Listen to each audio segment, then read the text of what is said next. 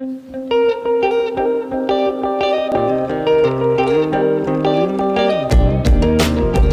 right, man. So last time we talked about the creation as temple and future temples and tabernacles as patterns of the Garden of Eden, of the initial creation. And now I think we should talk about Genesis 1 as the Exodus. I think we should talk about how the Exodus motif shows up in Genesis 1, because that is going to be important throughout the entire book and will set us up to see how the narrative develops a little more plainly.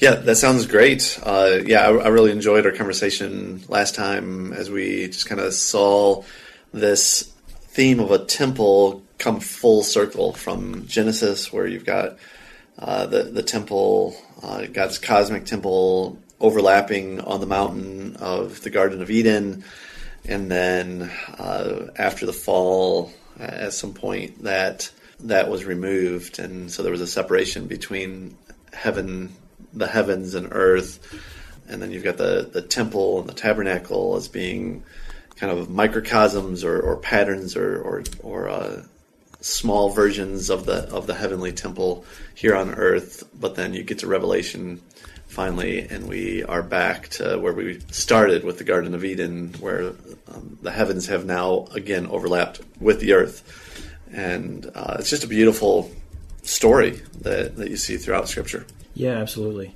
Yeah, so what we're going to see as we talk about the Exodus in the creation account, there's a lot of literary connections between the Exodus of Israel and the creation of the world. So much so that we're supposed to read these two stories in tandem, supposed to see the creation as sort of a preliminary Exodus in a sense, or at least Yahweh using the same means to create as he does to deliver his people, and also to create a new people, to bring Israel out of Egypt, to separate them from Egypt, and then create them into a new entity, which will now be his kingdom of priests.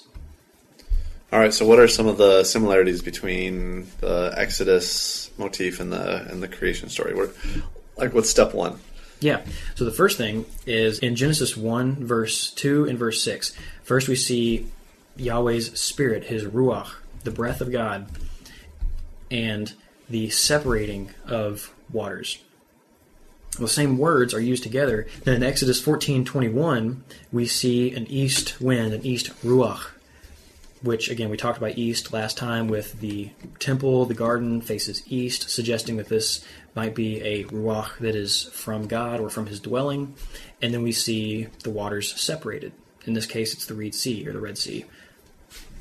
So it's this idea of bringing them out of chaos too, bringing order to the chaos, and like separating the waters and the Spirit of God, the breath of God. Yeah, and that's the next thing, is because we see how the sea, or we've talked about before, how the sea is associated with Yahweh's enemies. Right. And so here, well, even in Psalm 74, you divided the sea and crushed Leviathan. Those concepts are associated. So here the sea is divided and restrained. The elements of ruin are restrained.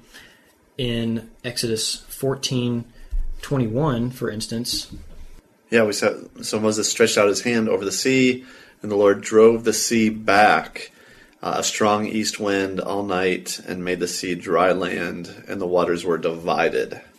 Yeah, and then in verse 28, those waters come back in and destroy the chariots and the horsemen and all of Pharaoh's army. And so we see Yahweh, again, defeating his enemies here in the same way that he restrains the ruin in creation. So then, as these, going back to the waters when they part, in Genesis 1:9, the dry land appears. Also in Exodus 14:21, again, dry land appears.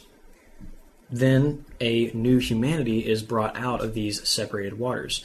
In Genesis 1:26, again, we have a new humanity created, or Genesis 2, verse 7, that's where humanity is created in that chapter.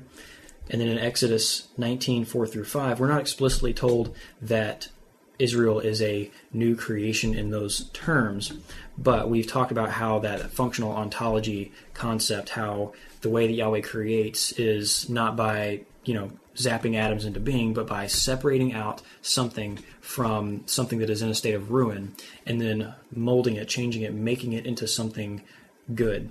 And here he has taken Israel out of the ruin of Egypt, their oppression there, brought them through the waters, just like he did in Genesis 1, and then he has set them aside and commissioned them to be his treasured possession, to be his nation of priests. They are now a new nation, a new creation.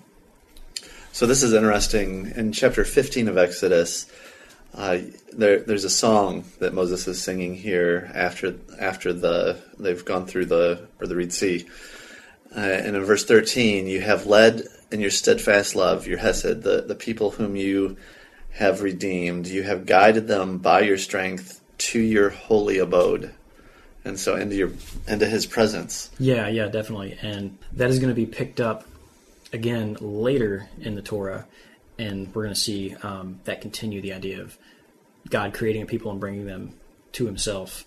The word in Hebrew is naweh, and it can mean grazing place. Kind of get a garden image a little bit. That's interesting. Okay, yeah. That's cool. Actually, I hadn't looked at that. Can mean like pasture. It's translated pasture several times. That was definitely a good point. But the new creation idea, at least, you see that again. You see it in, I think it's just interesting to bring up Isaiah 43 because he talks about there in verse 1, but now thus says Yahweh, he who created you, O Jacob, he who formed you, O Israel, fear not, for I have redeemed you. I have called you by name. You are mine. When you pass through the waters, I will be with you, and through the rivers, they shall not overwhelm you. So it's going back through, again, recalling some of this Exodus imagery, and whether he's referring directly to the Exodus event or not, he sees Yahweh as creating and forming Israel. Again, by taking them out from one people and designating them as a new entity who he has redeemed and set aside, called by name, and given a new purpose. Really having an understanding of that functional ontology, I think, helps to see some of these new creation events that may have been a little more clear to the original audience. So now that we have our new humanity created, in Exodus 15, do you read Exodus 15, verse 17? Sure. You will bring them in and plant them on your own mountain, the place, O Lord, which you have made for your abode, the sanctuary, O Lord, which your hands have established. There's that word abode again. Yeah.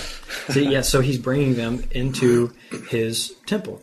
So now that he's created this new humanity, in Genesis 2:15, he takes Adam and rests him, puts him, nuachs him in the garden. Exodus 15:17 talks about also Israel being brought into Yahweh's abode. It's not the same word there for put or rested, but you do see it in Deuteronomy 11:8-12 or Joshua 21:44. There's this idea of, again, as Israel is brought out of Egypt through the waters, they're then nuach, rested in Canaan, in God's promised chosen land where he is going to dwell. And isn't that the same word that's used to describe God resting on the seventh day in his temple when we get to, is it Deuteronomy? Exodus 20:11. Exodus. Yeah, so, Yahweh also nuachs after he makes creation in Exodus 20. We should have had that verse a couple weeks ago. That would have been helpful. Yeah. No, that was good to remember, though. So we've also talked about, again, the creation of the temple already in Genesis 1. Obviously, half of Exodus, chapters 35 through 40, are consumed with the construction, the building of the tabernacle, God's temple, the place where he's going to dwell. So, again, you have that correspondence, the creation of a temple is involved, and then humanity is rested in his dwelling. There's also the blessing of that humanity to be fruitful and multiply. You have that in Genesis 1:28 applied to the first humans, and then in Leviticus 26:3-11 and Deuteronomy 11:7-16, it's applied to Israel. And I know that maybe it's confusing saying, talking about Leviticus and Deuteronomy, those are not the book of Exodus. They're not close necessarily to the story of Exodus. But you got to remember, once Israel comes out of Exodus, the rest of the Torah is their story of them getting into the Promised Land, getting into Canaan. So that whole segment is one big Exodus cycle. And so the the themes and imagery that run through that entire section are part of the Exodus motif that we see here in Genesis 1. Really, the author has taken a lot of these themes and compressed them down from the other 4 books of the Torah into Genesis 1. And he'll do it elsewhere as well in Genesis, we'll see. So, also humanity, they act as priests. We see that again in Genesis 2:15. Exodus 19, we see Israel is commissioned as a kingdom of priests. They're each given a command. Humanity is not to eat from the tree of the knowledge of good and evil in Genesis 2:16 through 17. And in Deuteronomy 30:15, they are commanded. Yeah, see, I have set before you today life and good, death and evil, if you obey the commandments of the Lord your God. So, I mean, there we have both of them are given a command based on good and evil, Tov and Ra, on pain of death. Yeah. So, he goes on to say even, I call heaven and earth to witness against you today that I have set before you life and death, blessing and curse. Therefore choose life that you and your offspring may live. Yeah, and then, one more correspondence is the covenant aspect and the marriage aspect. So in Genesis 2:22 through 25 is essentially the marriage of the man and the woman. And there's covenant language here, right? Yeah, there's absolutely that covenant language of, this is the last bone of my bone, flesh of my flesh. That is familial language. We see it whenever, like, Laban applies that to Jacob. You're surely my bone and flesh, or... you're now my family. Yeah. So that's a declaration that they are now my family, flesh and blood. And Adam takes Eve to be his wife. Now, that's significant because reflecting on the Sinai covenant, the prophets will look back and look at that as the marriage between God and his people. If you see actually in Ezekiel 16, it's very explicit that he talks about he saw this baby who was dying in its own blood, and he picked it up, took it out of Egypt, and dressed it and nurtured it, took care of it, and then finally he married this girl when she came of age, and that is a depiction of Sinai. He gave her all these ornaments, which is the wisdom of the law, and just all these correspondences with Sinai. So it's significant that, first of all, there's a covenant there, and there's also a covenant at Sinai. Maybe that's kind of a loose correspondence, but I think it is significant that the prophets later reflect on the Sinai event as a marriage between Israel and God. And backing that up even further is, so there's another book called Hidden But Now Revealed by Benjamin Glad and G.K. Beale. And that book goes through the meaning of the word mystery as it's used in the Bible. So the word mystery in the Bible is used to describe something that was always true but hidden. It's referring to, for instance, Paul in Ephesians says that the mystery of marriage is that marriage corresponds to Christ and the church. The husband and the wife correspond to Christ and the church. He calls that a mystery. He's not saying, this is a cool little analogy that I found. He's actually telling his audience that the Bible intended for us originally to see the covenant between man and woman in Genesis 2 as corresponding to Yahweh's covenant with humanity and with Israel later in the Bible. And so Paul, at least, it seems that he believes that we are supposed to read Genesis 2, that marriage, as connected to the marriage of Yahweh and his people. It's not just an interesting analogy, but it's actually something inherent within the text. That might even be why we're told that the man is supposed to leave his father and mother and go to the woman, when that is not the cultural case at all. But we do have God coming to his people, and then Jesus coming to his people, repeatedly throughout Scripture. So that may not be the case, but it's interesting to consider. Now that's kind of where the Exodus motif ends here, except for a couple more correspondences that ideally wouldn't be there, and that is the fall. So after all this, they're given this command of good and evil on pain of death.